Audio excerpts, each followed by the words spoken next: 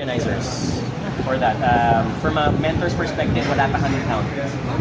But right now, I think, but the goal is to get 20 males and 20 females in the coronation night. Mentors, ibig sabihin may Yes, we do workshops. Yep, and we get a 15% say in the criteria on who moves on to the next round. do you judge? Mentor will be judged. Yes, so we get to choose who will be advancing to the coronation night. So after our exposure with the candidates, we have a 15% sa criteria nila. And then the other, Final judging. it's a mix of the final night judges, votes online, on social media, and website. But not mentor. Not mentors. Some of us will be part of the coronation night for the judging also. Okay? So how many weeks kayo mag-mentor sa kanila? The schedules aren't yet refined, but it will happen in October and first 2 weeks of November. Kasi the goal is, pag sabak nila sa finals night, dapat prepared na sila. Like, we've seen a dramatic change in how they walk, how they speak, so how they carry themselves. So doon pa lang panalo na sila. Yeah, because they take away some learnings with them. Kaya manalo-matalo, being part of it was already a good experience for them.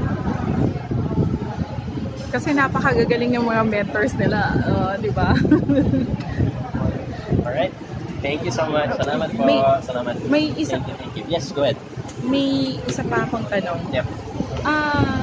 Bilang entrepreneur, halimbawa, sa tingin mo, halimbawa small and medium entrepreneur ka lang.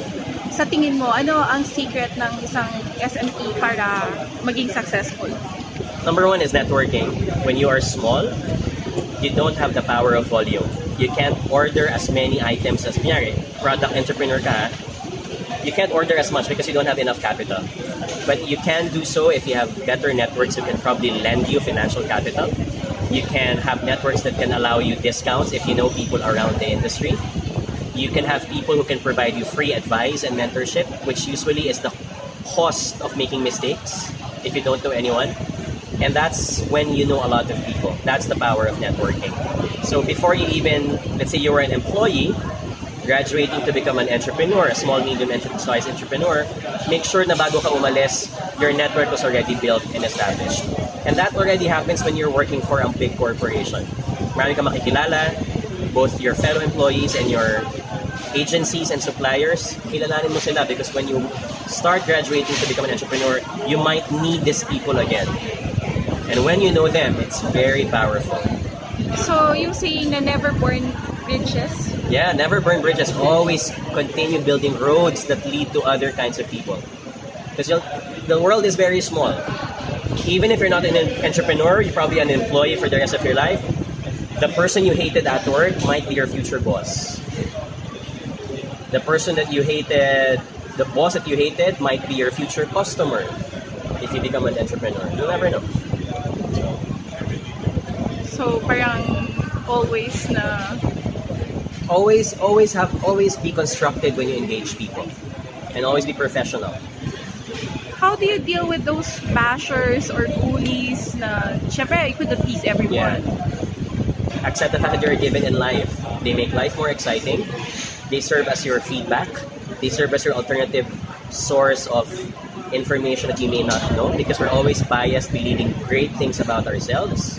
When we listen to them, they might provide things that we didn't know or we didn't want to listen to. Take the bad things from that, turn it into something positive to improve yourself. And quietly thank them because if it weren't for them, you wouldn't aspire to become better. As long as you don't let them negatively affect you. Because there's a balance. And again, the Goldilocks rule is not too hot, not too cold, not too soft, not too hard. The beauty is in the balance of everything. Tapos, may ano pa ako, baka may tanong kayo. Okay. Okay lang? Michelle, may tatanong ka? Yeah? Okay. So, yung sa, di ba, dito sa BPO, karamihan sa kanila, hindi naman graduate ng college. So, di ba ina-accept nila high school graduate Yep. lang o housewife, Yep. or wala silang pinipiling edad. Pero sa competition meron, di ba? Sa competition, it's the idea there is you have to be a full-time employee. There's no university, because that's the point of being part of the BPO. Which is good, because I'd like to believe that in today's world, it is your choice on how you want to succeed. If you're one of those people who believe that you may not need university degree because you were not given the right opportunity, then you should proceed. And you shouldn't use it as a reason not to succeed anymore in life. Sino yung naging inspirasyon mo para maging kasing galing? Kasi ang galing-galing mong magsalita. Sino ang inspiration mo growing up? A lot of inspiration. Maybe the easiest ones would be, I watched a lot of legal TV series growing up. I wanted to become a lawyer. I still want to enter politics actually. But I like watching lawyers on TV. Suits, How to Get Away with Murder, Ally McBeal. You steal the best practices from your favorite lawyers and you absorb them and make your own style out of it. So Harvey Specter, John Cage, these guys speak well.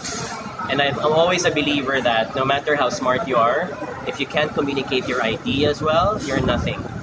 So prioritize communication and then let the rest follow. Sumali ka ba sa yung mga club na parang speech club or something, okay. or nag-undergo ka ng training? I was a member of the UP Debate Society when I was in university.